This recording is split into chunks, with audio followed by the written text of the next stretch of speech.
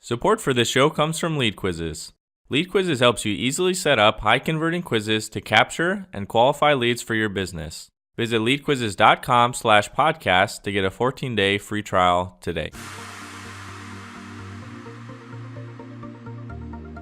People talk about imposter syndrome a lot. I think it's a real thing, and it certainly doesn't go away. A lot of times with poker, I kind of felt like I earned my way to the point where I was at, with how quickly this happened with Oats Overnight. There's always hiccups, and every time there's a little hiccup, I always question, did I do the right thing, making this big transition? End of the day, it's just important to reassure yourself that everybody has these feelings, and, from what I hear, they don't ever go away. From LeadQuizzes, it's Journey to Seven Figures, a show about entrepreneurs and the stories behind how they grew their business to seven figures and beyond. We cover the good, the bad, and the ugly, and the lessons they learned along the way. All right, so welcome back to Journey to Seven Figures. Today I'm interviewing Brian Tate, founder and CEO of Oats Overnight. Oats Overnight launched in 2016, providing a delicious, nutritious, and convenient breakfast option. Their mixes come in a variety of flavors like green apple, cinnamon, and chocolate peanut butter banana. The way it works is you add their oats mix to a shaker bottle with some milk, shake it up, leave it in the fridge overnight, and it's fully ready to eat in the morning. Last year, Oats Overnight did $5 million in revenue and is currently on a $12 million run rate. Prior to Oats Overnight, Brian had a 12-year career playing professional poker where he ultimately played in some of the biggest live cash games in the world. So we'll also explore how that experience helped his recent business growth. Brian, welcome to the show. Hey, Jeremy. Thanks for having me on. Yeah, absolutely. I'm really excited to jump into your interview today. You guys have grown pretty quickly. You guys just hit your first $1 million month. Very exciting. Congratulations. Thank you. Yeah, so let's jump into it. So you came up with this idea for Oats Overnights, but maybe let's talk a little bit about your past. How did you go from poker to getting into breakfast business? Well, poker, the schedule is pretty demanding and it's not very typical. I'd have 20-hour sessions regularly, sleep at odd hours, wake up at odd hours of the day. Nutrition's super important. I was sitting at the table for these periods, so I had to eat healthy. What I did was I usually mix up a homemade version of this in a mason jar. You can find recipes for that on Pinterest, things like this, and didn't really fit into my busy morning schedule. So quickly looked for a different version, and my product was quite unique. My version was unique, so I ended up taking it to market. Okay, very cool. So how is your product unique, or what did you see in the market between what was out there on Pinterest and all these do-it-yourself Oats Overnight, where you put these oats in a jar and some milk overnight and make it? How did you see the market opportunity there? Yeah, the biggest difference is really the protein content, the different ingredients. The problem that I'm solving for is mostly the convenience side without sacrificing nutrition or taste. So mixing up these 10 different ingredients requires a lot of different shopping. Protein needs to fit the flavor you're looking for. And if you want to switch up flavors, you need to stock 4 or 5 different protein powders, which isn't very realistic. So we went to market with 3 breakfasts: apple, cinnamon, chocolate, peanut butter, banana, and strawberries and cream. And these are all pre-packed, pre-measured, just mix at night and you're ready to go in the morning. Awesome. So it's really easy. You guys sell them in some packs, but essentially it's kind of in the $6-7 range per meal, right? No, it's actually closer to $3 per meal. The starter pack that you're probably seeing comes with a shaker cup, a blender bottle shaker cup, which is a $9 value on the website. Okay, awesome. All right. So you saw this opportunity. Did you have any kind of health background, or how did you know how to kind of manufacture and put these ingredients together and start shipping it out to people? Yeah, so that was a lot of learning. I've always liked to cook just on my own time. I never thought of it as a business, but I always liked to cook.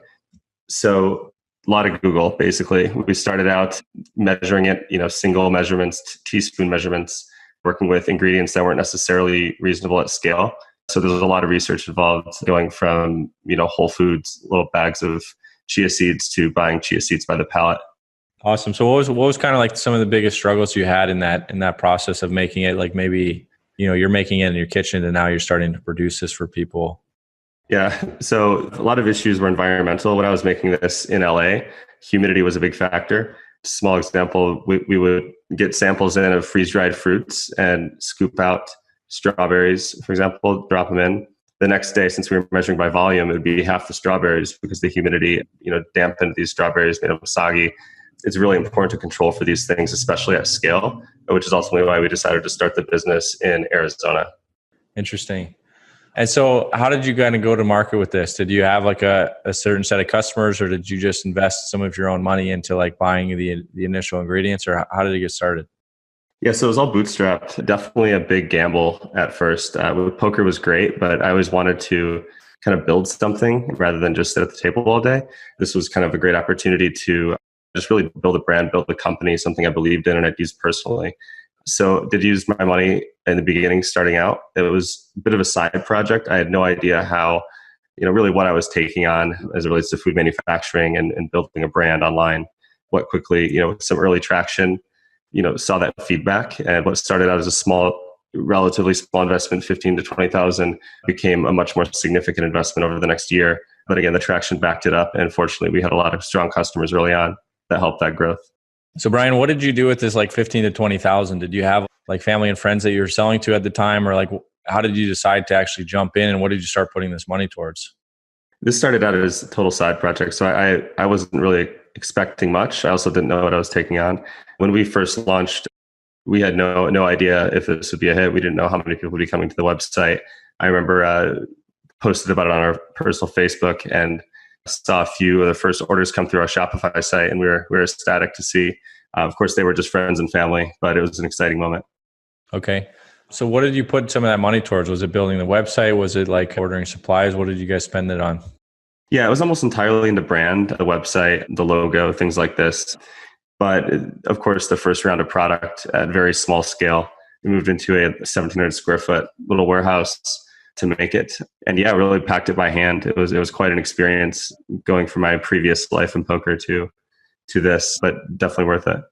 Interesting. So looking back, I'm curious, 15 to 20 grand on your website and branding. Do you think like looking back, like did you guys make the right decision with where you invested that and how you went about doing that?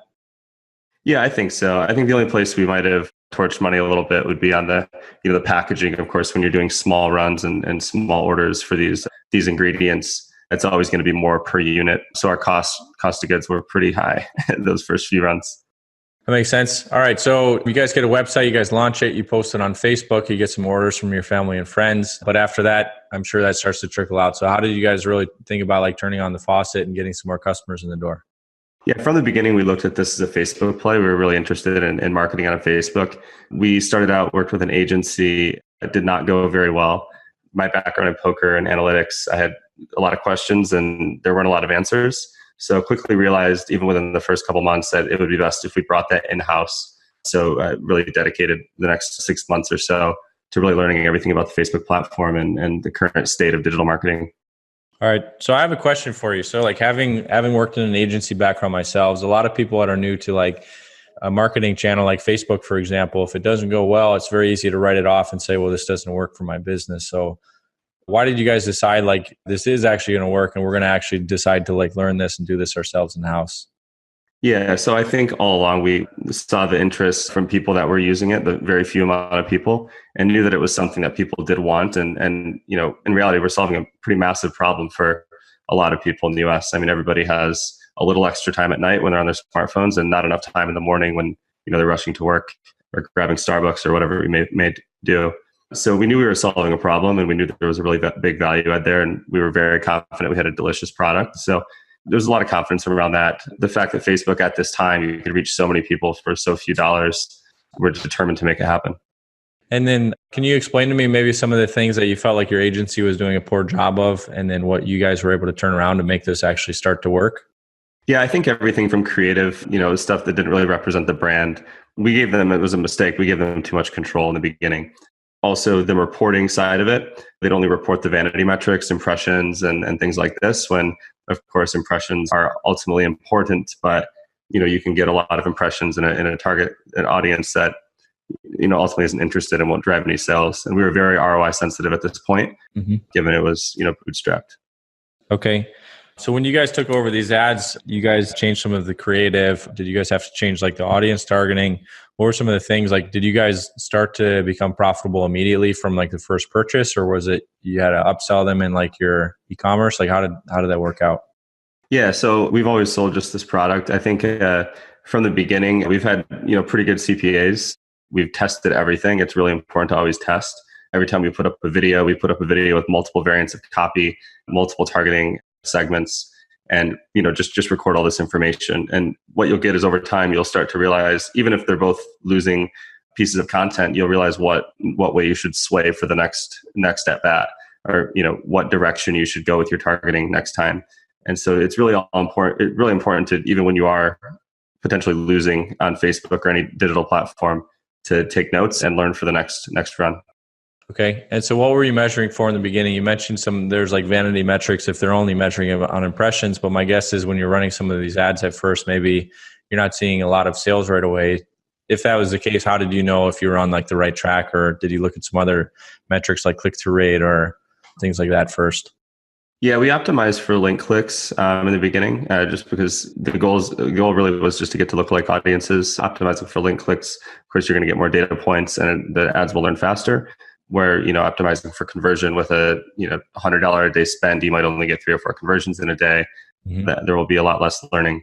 So optimizing for link clicks until you get that data and can build appropriate lookalike audiences on Facebook to optimize for conversion is a good way to start. Okay, awesome. So once you guys did that, you guys felt like Facebook really figured out like the best audience for you guys to target? Yeah, and they get better as time goes on. You can find different lookalike audiences, 1 to 10%, depending on how broad you want to go. Also, you can take lookalike audiences of all your purchasers, people who've purchased 2 or more times, your subscribers. You can dice that up and test those against each other as well. Okay, so in the beginning, you guys were optimizing for link clicks and really helping Facebook learn who's most interested in like the ad copy that you guys have. Did you guys spend a lot of time on trying to like test conversions on the page? Yeah, absolutely. Definitely did a lot of testing on the page. And, with this, looked to a lot of other strong companies that we felt did a good job and likely were, potentially years ahead of us in testing, and really asked ourselves why often, as we look through their websites, like why is, this add to cart this way, or, why is the funnel like this or like that? And really try to back into a lot of those decisions, even with our limited experience there. Okay. So were you guys just Googling like different products that you thought were similar that you already knew of? Yeah, pretty much. I mean, we've, being in nutrition and a lot of these products at the time we were using ourselves in our life. It's interesting. So we went through like Facebook was your first biggest funnel. All right. So you guys worked on that. And then next, when did you guys add Amazon to the mix as another channel? Yeah, we launched on Amazon January 2018. That was a big move for our business. All right. So before 2018, so you guys were at about $1.5 million in 2017. And then in 2018, you made a much bigger jump to $5 million in revenue. Did you see a lot of that revenue jump come from Amazon, or what would you attribute that to? Yeah, we did. Definitely helped. We did about $1.5 million in Amazon that year, but mostly we really hit our stride when we ultimately found our audience. When we first launched this, it was very much a fitness product. We expected it to be a solution for early mornings. You go to the gym after your run. It's a good macronutrient makeup for that. What we found is the fitness community might be our biggest critics. There's a lot of, when you look at the product, you can boil it down. Some people think it might just be oats and protein, which is much more than that. But this thought definitely hurts us in the fitness community. This problem that we're solving for is more for mainstream America. We found that our customers are much more your everyday mom or dad, busy with their kids, early morning meetings, not necessarily fitness focused, but more aspirational fitness. They want something better for them. They don't want a Starbucks drive-through. And this is just that. Okay. And so how did you make that switch between, like, you guys thought this was going to be a fitness product? How did you figure out that wasn't like the audience you needed to go after? Yeah, when we first, a good example, the video we first launched with had a male lead, a friend of mine, and our audience was 65% male at that time. The next video that we launched maybe 8 months later had a female lead. Actually, my girlfriend, wasn't it? The return on that video was 80% female. And it was that point where we realized we might be backing ourselves into our demographic, which is something that's really easy to do in the beginning, really with any industry. It's easy to, market a certain way and then you kind of get the customers that you expect, but it isn't always the best audience for your product. Right. Yeah. So, I mean, if you were saying like this is overnight or oats overnight for CrossFitters, then you're probably going to attract a lot of CrossFitters. So I see what you're saying there. So like, did you guys intentionally make a female video, or was this kind of accidental and then you found out that one resonated better with females? Yeah, so we wanted to make a female video just to switch it up. It was our second video, but yeah, it was intentional. But we definitely never expected it to have that big of an impact in the other direction. And that opened us up to a whole different audience, from breastfeeding moms to distance runners, a lot of different small segments that we weren't really reaching before. Interesting. So did you guys just take this video and then use that video to advertise it on Facebook, and you just started attracting a different audience? Exactly. Yeah. And at this time, Facebook had audience insights where we could see a lot more of that data. They don't have as expanded of an audience insights now, but yeah, it was pretty telling, the split in male female, which you can still see on the ad manager. That's a great example. Was there anything do you guys have further segments of your audience of who you go after now? Yeah, I think we're not necessarily a weight loss product, but it's very healthy and convenient, and certainly better than a McCafe and a McDonald's breakfast sandwich. So we have a lot of customers, Weight Watchers customers, a lot of customers that are looking to control their calorie intake, and Oats Overnight makes it very easy to do. The high protein content, a lot of complex carbs, digest slowly, keep you full till lunch. It really helps eliminate that unhealthy snacking. So weight loss is a big community. A lot of people with gastric bypass, things like this, really like the product. Awesome. And then similar, it's an interesting example about how you found females were more in the audience. How did you start to find these micro segments of audiences that were interested in the product? Yeah, this is actually another reason that keeping all the Facebook internal is helpful. We have a great relationship with our customers through interaction on those ads. We've learned a lot of these things from just talking to the customer every day, near 24/7. We're always getting comments, and that's actually where everybody starts out. The company is handling comments, handling social media, customer service. Mm-hmm. I think it's really crucial in understanding the business for exactly this reason. The customers tell you their hesitations. They tell you what they like about the product, all in real time and very unfiltered. We'll get back to the show in a minute, but first a quick thanks to our sponsor, LeadQuizzes. If you want to grow your business to 7 figures and beyond, you must learn how to generate leads predictably. When I first started my business, lead generation felt like riding a roller coaster. I would have huge sales months and then months with nothing. This happened because I relied solely on referrals and networking to grow my business. Predicting growth and investing in the future were frightening because I didn't have control over my lead generation. That was before we created LeadQuizzes. Now I predictably generate leads in my sleep and have stopped worrying about where the next sale will come from. Top marketers like Neil Patel and Lewis House have used LeadQuizzes to increase their lead capture by up to 500%. Think about it. Quizzes are fun, engaging, and you can offer personalized feedback in exchange for your quiz taker's contact information. LeadQuizzes is a software that allows you to set up high-converting quizzes quickly without having to hire an expensive programmer. In fact, our users have generated over 3 million leads for their businesses. Take control of your lead generation today and start your 14-day free trial by going to leadquizzes.com/podcast.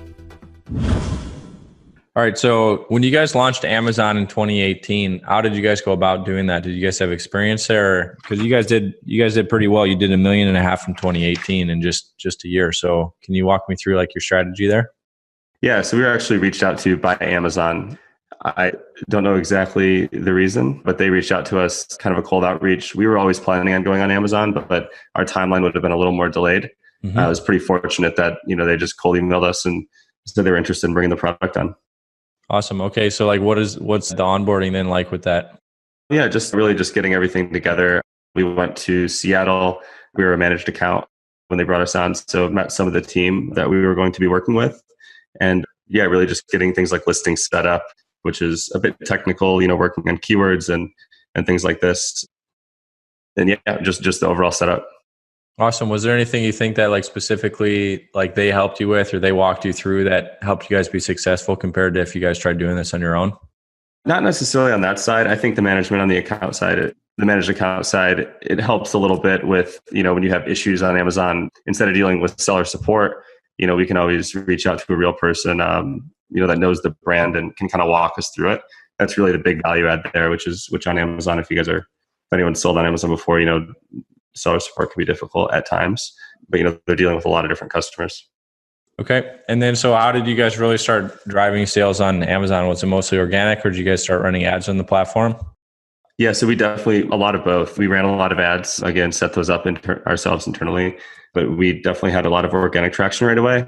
I think they can see, of course, keyword volumes and searches. I think the reason they reached out to us was our search term Oats Overnight was getting quite a lot of traffic.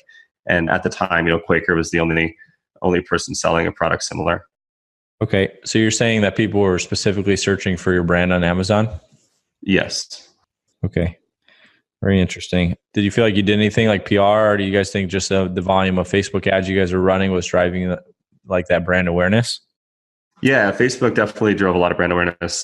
I think that our audience that we target on Facebook generally there's a lot of overlap with Amazon customers. They're optimizing for convenience. They want, healthy products. They're, focused or aspirational fitness driven. And yeah, there's a lot of overlap there. So we hit a stride really early on Amazon. Okay. How did reviews play into like you guys' organic rankings and selling on Amazon? Yeah, reviews are always important. I think as a consumer myself, I think reviews is, everyone can agree, that's the first place you go. We do have a bit of a premium price point in the category. And our biggest battle has been really explaining the value of oats overnight over like a Quaker oatmeal breakfast or another product that might just be oats and sugar. So as a result, our reviews are probably a little subpar on Amazon, but it's all due to price. I think we're averaging $3.50 a breakfast delivered, which in our opinion, of course, is a great value with all the unique ingredients and, the custom proteins that we make in-house. You definitely can't find flavors like maple pancakes and caffeinated mocha dream elsewhere. Awesome. Okay. So like when you guys have launched, you guys continue to like get like really good reviews from Amazon anyways. Like you guys have gotten Amazon's choice. You guys have been getting like #1 product when you guys have launched multiple SKUs there. So what do you think has been like the result of that? Do you think most of that has been like brand awareness and just people love your product, or can you explain like how you guys have been so successful with that? Yeah, I think overnight oats, the category of overnight oats is a pretty small category relative to how much small amount of offerings relative to how much traffic there is there. So it's an interesting place to be. I think we just have a superior product, bottom line. It's a unique format. You can eat it on the go. It doesn't require a spoon. You make it in the shaker cup. So it's very portable and very convenient. The other options on there are really all the same. They're oats in a pot that you put in the fridge overnight, eat with a spoon. But this is stuff that you truly can do at home. On that side, ours is very unique. And I think that's ultimately led us to being the leader in the category, which is why, we have Amazon's choice in the category and why every product we've launched on Amazon has been the #1 bestseller in oatmeal.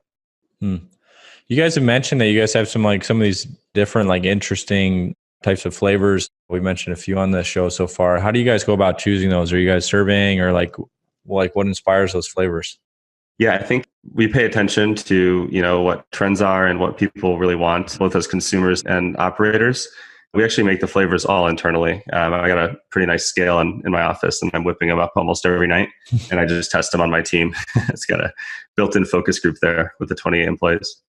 So when you guys like look at trends, like what does that mean? Are you guys going and looking at like Google, search like volume, or Amazon search volume, or like how are you guys like looking at that? For a lot of things we do for flavors, it's a little more personal. It's mostly just what we want to see, what customers want to see. We get requests all day long in all the ads, asking for certain things. And, we just try to keep it creative. Like we most recently launched our plant-based line, which is maple pancakes, blueberry cobbler, and peanut butter cookie dough cacao crunch. We add a lot of unique things in there for texture. So it's much different than like a powdered meal replacement. It actually is a whole oatmeal that you're eating out of the bottle. So yeah, we have a lot of room to play there. And yeah, we just like to have fun with it. Okay. Let's talk a little bit about like your team. So you guys have 28 employees now. Who did you go about? Like who were like some of your first hires that you brought on? Yeah, my first hires, I looked, trust was #1 for me. So I looked really close to my network and actually brought on some people that I have a poker history with and played poker with in the past. The mindset really fits, I think, with an entrepreneurial type vision, very rational. And poker players know that money isn't made 9 to 5. It's really around the clock thing. And, competition's always there. So you got to do better. And so like you did play poker at a pretty high level. You were playing like $1,000 hands in part of your career. Were like some of these people, were they playing at that stage, or like were they just like friends of yours that played poker? Yeah, it was kind of all over. Most of the friends were, great poker players, great poker minds, but playing a little smaller. But yeah, I mean, really it's just that mindset. It's not necessarily the amount of money you're playing for. It's more about the way you look at adversity, the way you like book wins, losses. It's really a mindset thing. And it's really important to, I guess in addition, it's a certain humbleness. Like when you're playing poker, there's always somebody that will play bigger or want to play you, one-on-one or whatever. Mm-hmm. That really keeps you humble, and you really start to understand like why you win, why you lose in certain scenarios. And applying that to business is huge. Things can happen. There's a lot of variables that contribute to success in business. Some things happen that are in your control, like product development, customer service, the way you approach that. And some things happen that's out of your control, like recession or change in customer preferences or like fad diets. It's really important to be able to approach those individually and understand what contributes to those wins or losses. And I think that's something that poker players generally nail. Very interesting. Okay. So what were some of like the first roles that you brought onto the team to help support you? Yeah. So like I said, everybody kind of starts out in customer service. I love that. I think you can learn a lot about the company by answering emails, no matter where you're hiring in at or coming in at. So it was mostly customer service and financial type help. Also, of course, just packing the oats was difficult at this time. So a few of my friends had to get food handlers cards and get to work. All right. So let's talk a little bit about like some of like the growth. So you guys started out, like you guys had a 1,700 foot square office. You guys are in a much bigger space now, I believe 20,000 square feet, and you're still growing. So like, what have some of those challenges been as like you guys have grown and trying to find the right office space and not investing too much cash at once? Yeah. So that's been a tough one. When we first moved into our 1,700 square foot spot, looked like the biggest place in the world. And we filled that up in really 3 months and quickly needed more space. Commercial leases aren't always too friendly. So you got to be mindful of what you're signing. Make sure that, we ended up paying that one through the remainder of the 2 years, even though we moved a year prior. But yeah, it's really just all comes down to balancing cash, making sure you don't bite off more you can chew, but also making sure that you're not paying, extra money for offsite storage and extra shipping costs when you can't take deliveries in certain timelines because you're out of space. Yeah. Is there like anything that you like learned from that? Like I've gone through the same thing where I've been paying a lease that I'm not using anymore. You kind of get locked into it with these commercial real estate, but is there anything you can do? Like being you guys have grown so fast, I'm sure it's easy to say like, oh, well, we're going to need this much square footage. And if we need to lock in for a couple of years, and then you get something and you're locked in and you're paying for way more space than you need. Is there anything you guys have done to really balance that? I think we've done a pretty good job just estimating where we need to be. But of course, we've missed the mark. I mean, I think this new place, we probably went a little too small. It's actually 10,000 square feet, but we've grown this in the first year as well. The next place we're looking at is 39,000 square feet. And I hope we don't have that same issue, or maybe I hope we do. But yeah, it's tough. I don't think there's a real right answer to that one, but just keeping in mind, like, the extra costs that come along with it too, right? Like if you get a little too much space, it's not just the square footage you're paying for, it's the electricity to cool that space. It's, the pest control, like the cleaning fees, like there's a lot of extra cost that goes into that really magnifies that if you miss the mark. Awesome. All right. So like you guys did, again, 5 million in 2018, and you guys hit your first $1 million month in 2019. So what were some of the things that maybe you did differently between 2018 and how you guys have had such bigger growth here in 2019? Yeah, we're really just backing up our targeting to be more broad-based. We're seeing more and more success as we widen our targeting segments on Facebook and just reach more people. And I think that's really just a testament to the fact that we're solving a problem that so many people have in the morning. It's just, not enough time, whether you're hitting snooze a few extra times or whether you're, jumping out of bed for an early morning meeting and you don't want to have to stop in Starbucks. This really solves that issue for you. And it's one that a lot of Americans can relate to. So you guys have really like scaled up with like your Facebook ads. As you guys have done that, have you still kept it in-house? Did you guys go out and hire like someone like that had a lot more experience in Facebook ads than you guys? Like, what has that process been like? Yeah, so we always wanted to keep this in-house. We have hired for support for people answering comments. I think most agencies we talk to, schedules on which they answer comments is kind of an issue for us. It's really important to maintain that relationship and answer questions in real time. So we do have a lot of people now answering comments, and we also manage that in-house still. I still manage the Facebook ads myself, and we work on that internally a lot. Awesome. All right. Well, as we're kind of like wrapping up near the end of this interview, Brian, let's go through like a couple like final questions for you. Did you ever experience a time when you thought your business would fail? Yeah, for sure. I mean, I think people talk about imposter syndrome a lot. I think it's a real thing, and it certainly doesn't go away. A lot of times with poker, I kind of felt like I earned my way to the point where I was at, with how quickly this happened with Oats Overnight. There's always hiccups. And every time there's a little hiccup, I always question, like, did I do the right thing? Making this big transition. End of the day, it's just important to reassure yourself that everybody has these feelings. And, from what I hear, they don't ever go away. Yeah. What's the one thing that you did that had the biggest impact on your growth? Really listening to the customer. Like I mentioned before, the targeting where we kind of force ourselves into that corner. Had we been a little more narrow-minded with that, we wouldn't have, seeked out who's really eating our product and been adaptive to change.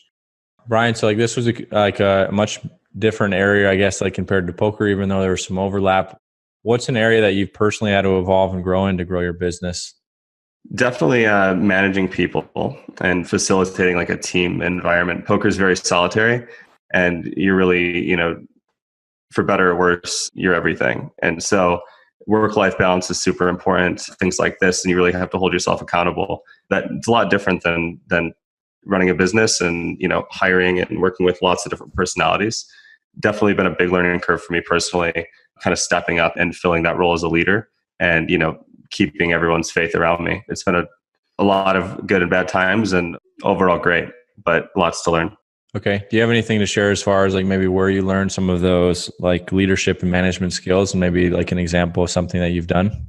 Yeah. So I definitely, I talk to a lot of people in my network, mentors, other people who've done it, big or small. Definitely always important to get advice and talk these things through.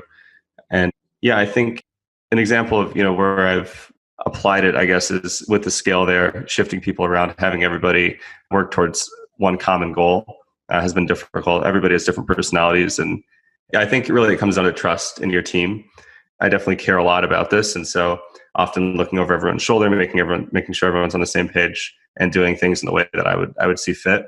A big epiphany with me was letting people do their thing. And, when you hire somebody, make sure that you do it because you trust them, you trust their thought process, and you trust their ability to make decisions, and really let them take the wheel there and do it in their own style. Of course, I always want to oversee it, but giving people the freedom to feel comfortable and operate in the way they see fit. Okay. Awesome. And if you could go back in time and start over, what would you tell yourself? Man, this is a really tough question. I don't know why. Sorry. I don't know. I guess just be confident in yourself and know that if you're making the right decisions, it's going to work out. There's a lot of scary times, but when you're doing everything right, it's all you can do. And just make sure you're paying attention to that. Yeah, I think I liked one of the things you talked about earlier, which was being aware of the things that you're in control of and worrying about those and not worrying as much about the things that you're not in control of. Absolutely. And it just comes up a lot, everybody, for good and bad, people pin wins to, things that were sheer luck, and they dwell on losses that were totally out of their control. It's just really important to understand that as you operate. Sure. Okay. Well, Brian, thanks so much for coming on and doing this interview today. Where can people learn more about Oats Overnight and then also connect with you? Yeah, absolutely. oatsovernight.com is a great place to go. We also just acquired oats.com, which is pretty exciting. And we'll be launching a billboard campaign here locally in Arizona. Very cool. In the next month or so. Congratulations. Awesome. Well, Brian, thanks so much for coming on, and congratulations on all the success you've had. Thanks a lot, Jeremy. Appreciate it. Thanks again for listening to our show this week. If you want to find out more or hear previous episodes, you can go to blog.leadquizzes.com.